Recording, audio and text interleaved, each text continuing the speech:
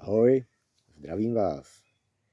Tady Jirka Šobr z Centrum Runa a po nějaké době vás vítám u dalšího videa.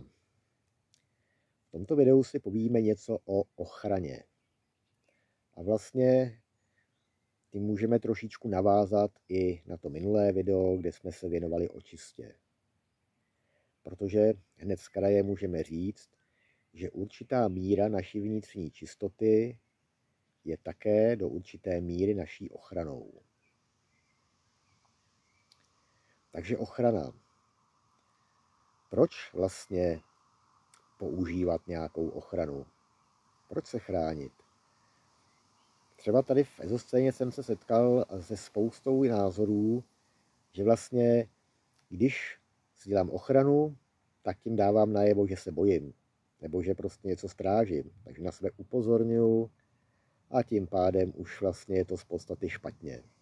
Když jsem v pořádku, tak vlastně ochranu nepotřebuju. No, ale víme z každodenního života, a určitě spousta z vás i z té energeticko-informační magické práce víte, že vlastně ochrana je potřeba a že je opravdu před čím se chránit. V tom obyčejném životě můžeme samozřejmě prostě říct chránit se před blbejma situacema, před blbejma lidma a tak dál. A při práci s energií, tam už je to daleko ne náročnější, ale je to daleko praktičtější a potřebnější dělat si ochrany, protože vlastně při těch energetických pracích se uvolňuje spousta špíny a bloků, hůči, která vlastně se samozřejmě spaluje, ale něco může zůstat i na tom právě, kdo určitou energetickou operaci provádí. A to taky. Spousta těch lidí, léčitelů, masérů a takhle tady to nedělá. Prostě pro ně je to zbytečný. Oni už jsou prostě v pohodě, mají to všechno jasný, takže vlastně jak nepotřebují očistu, tak nepotřebují ani ochranu. Jenže právě vidíme, že spousta léčitelů potom má problémy, hodně umírají právě protože na nich zůstávají ty nespracovaný sajrajty z jejich klientů a oni tím, jak se nečistí a nechrání, tak to na sebe nechají působit a dost často je to vlastně sežere. Další věc je, že když začínáte dělat něco energeticky, veřejně, pro víc lidí, s více lidma a ještě víc ovlivňujete ten celek, tak můžete počítat s tím, že na vás budou vyvíjeny určitý tlaky, určitý formy útoků právě z těch nižších světů, kterým začínáte zákonitě logicky vadit. Protože víc svítíte, že jo, svítíte jim na jejich čachírky a jim to prostě komplikuje jejich plány. Takže se do vás pustějí. A jako věřte tomu, že fakt pustěj, že jako nenechají na vás nic suchou. Čím víc budete do toho veřejného prostoru a čím víc budete vlastně pomáhat celku a lidem, tak tím víc po vás půjdou. Další věc je třeba, je dobrý v dnešní době dělat ochranu třeba dětem, že jo, který vlastně jsou víc otevřený a co si budeme povídat, tady v tom konzumním světě je na ně taky vyvíjený vysoký tlak a spousta vlivů, který nejsou vyloženě pro jejich dobro. A další roviny. Takže to je taky věc celkem důležitá.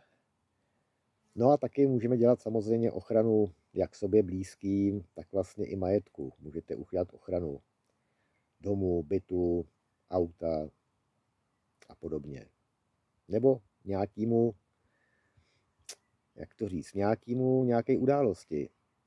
Budete mít máte před sebou nějakou událost, tak vlastně můžete udělat i tomu ochranu energetickou. Tak.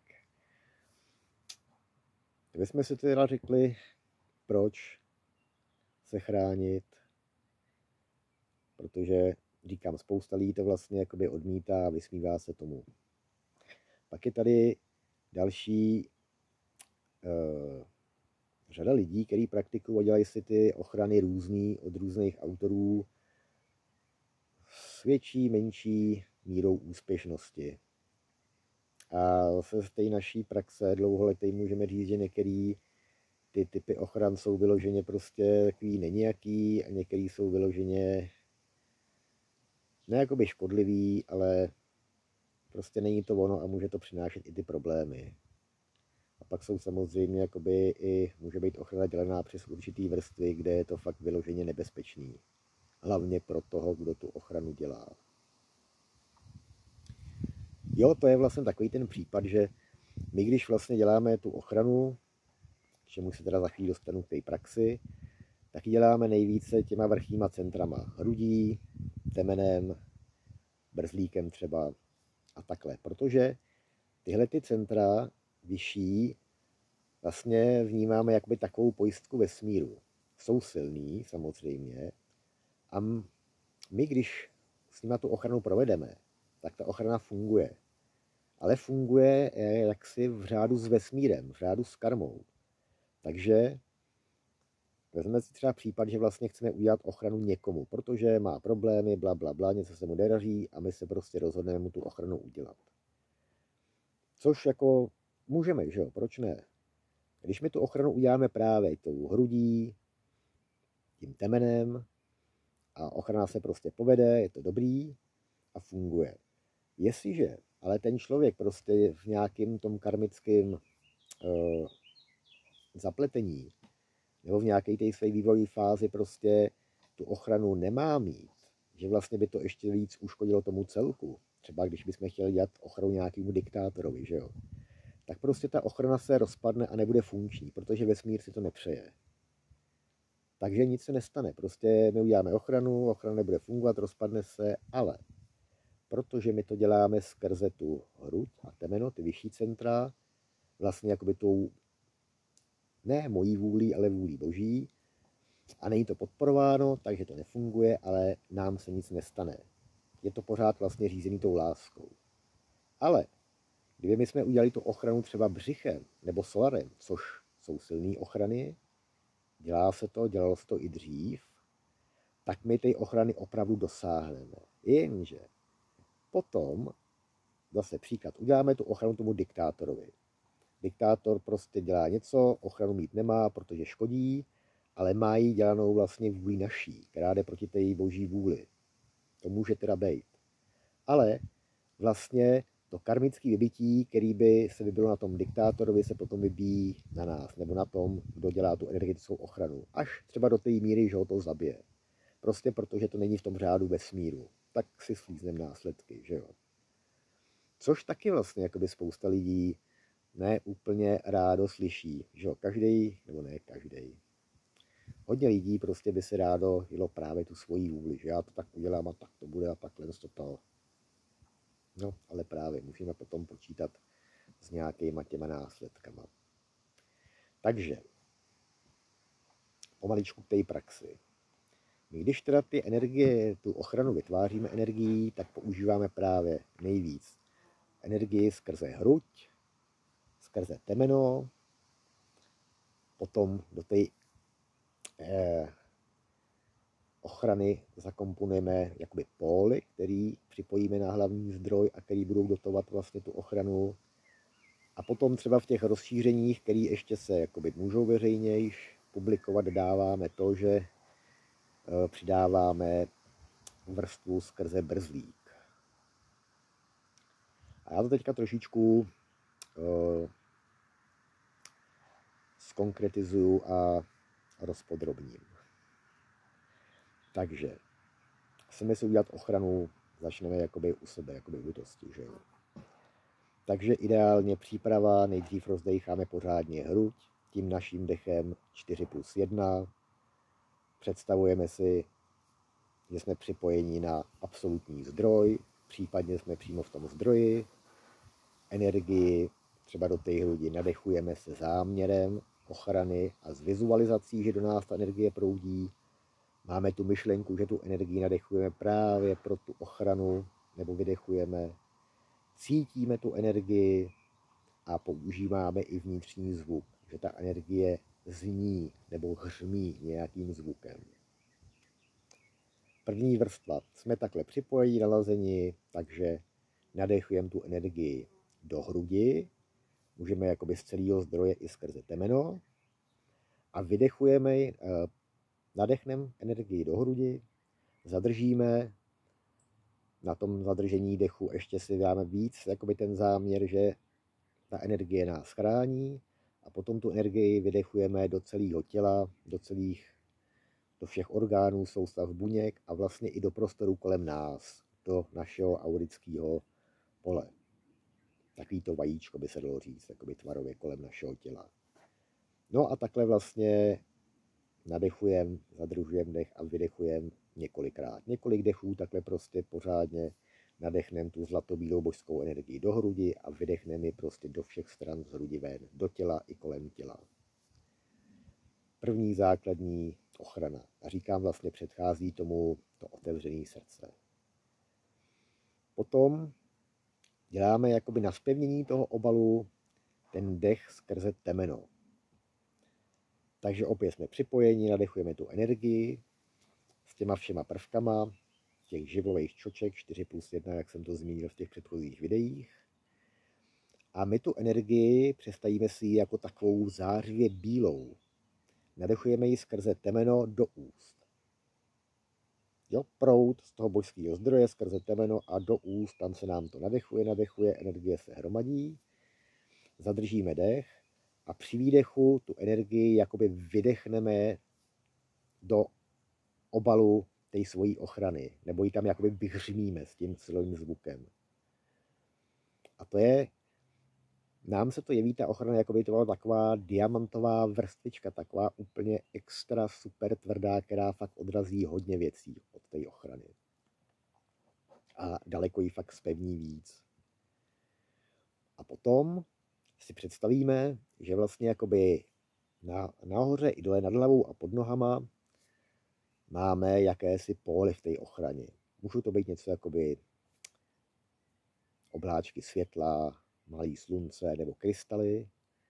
A skrze tyhle ty póly se připojíme k tomu absolutnímu božskému zdroji a nadechujeme zase s tím naším systémem tu energii do těch pólů, kde ji jakoby stlačujeme. Při výdechu ji tam prostě necháme stlačenou a jakoby ji tam koncentrujeme. A tím takhle tu naší ochranu propojíme s tím zdrojem a ta energie z toho božského zdroje bude do té ochrany nějakou mírou proudit pořád, takže ji vlastně bude jakoby dotovat. A ještě teda ta jedna vrstvička, co teda můžu říct, je vlastně právě tvořená skrz ten brzlík. Takže další část ochrany z toho božského zdroje nadechujeme do brzlíku a vydechujeme ji taky do celého těla a do celé té ochrany i do toho povrchu. A to je taková speciální energie, to vlastně energie přesného rozlišení. Rozlišení toho, co jsem já, co nejsem já. Co můžu vpustit do svého prostoru a co nevpustím. Dost silná a účinná vrstva. No a vlastně takhle máme tu ochranu hotovou de facto za chvíli a pořádně. Můžete samozřejmě, čím uděláte víc dechů, tím to bude lepšejší, silnější. Tu ochranu můžete ji dělat taky jednou za čas, jednou za měsíc, když pracujete s lidmi, dějte si třeba jednou za týden, nebo když máte nějakou akci, někam jedete, nějakou cestu, nebo nějaký právě řešení něčeho, udělejte si tu ochranu, nebo když prostě cítíte, jste nemocný, nebo třeba jdete na nějaký hnusný místo, jdete do nemocnice, že jo, tak si udělejte ochranu. A nebojte se, jakoby zase, jak říkají experti, prostě když jdete do té nemocnice, fakt si většinou neodnesete žádný křivtelný duše, natož několik.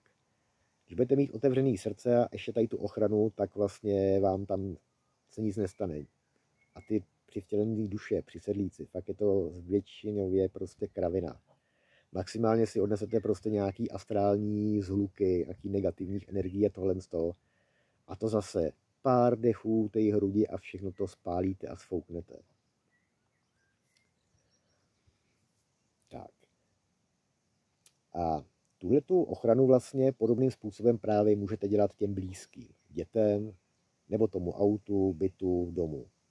A vlastně ten postup je následovně stejný, akorát, že vy nevydechujete z té hrudi, z toho temene tím ústem a nebo tím brzlíkem jakoby do sebe, ale vydechujete na toho člověka, na toho přítele, na to dítě, na to auto, na ten dům a jakoby ten objekt, teda tvoření té vaší ochrany, zabalujete do toho světla a vlastně necháte ho proudit úplně skrz. Jo, takže prostě nadechnu do hrudi a vydechnu do dítěte, do auta, do domu. Nechám ho prostoupit tou energií a obalit krásně. Dechneme temenem do úst a z úst vydechneme bílou energii a vlastně potáhneme ten povrch té ochrany. A přidáme třeba i ty póly, aby to ještě víc a líp fungovalo.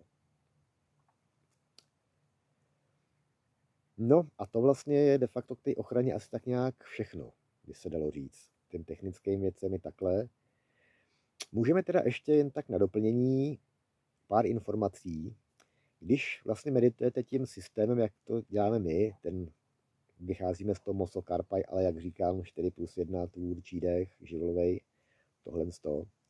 A vlastně decháme všechny ty centra, ty různé souvislosti v tom celém systému, v naší praxi, tak samozřejmě zjišťujeme i další věci vlastně, že třeba můžu se nadechovat pro zdraví, že jo. Nadechuju skrze hruď, temeno, pánev, jakkoliv vlastně a vydechuju tu energii do těch svých buněk, orgánů, do toho celého těla. A jakoby troškou té energie ona vlastně jakoby plní to tělo a trošku vylejzá ven a to tělo taky obaluje. Takže vlastně i tohle je jakoby taková zase užší, ještě prostě blížší tělesná ochrana. Potom, co třeba vlastně je zajímavý, že nabitá kostra, kosti jsou dobrá ochrana.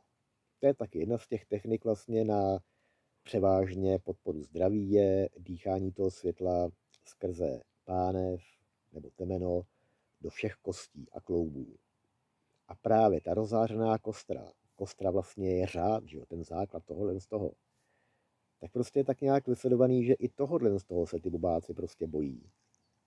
Prostě vy jste v tom řádu a to je prostě pro ně, že jo, vyzařující prostě něco, co jim úplně moc nevoní. No a pak třeba i, jak jsem zmínil, vlastně nabíjíme takhle kosti a klouby a i ty nabitý klouby vlastně, velký klouby jsou taky dobrá ochrana. To svatí vlastně jakoby odpinkávače těch negativních situací a podobně. Takže ono vlastně, říkám, můžeme si dělat ty různé vrstvy té ochrany, ale potom, když praktikujete, tak vlastně těch ochran máte jakoby celou škálu, takovou multiúrovňovou, by se dalo říct. No a to by bylo k té ochraně ode mě v tuhle chvíli asi úplně všechno. Doufám, že jsem na nic nezapomněl. Kdyby náhodou něco, klidně se ptejte. A mějte se krásně, buďte v bezpečí. Ahoj.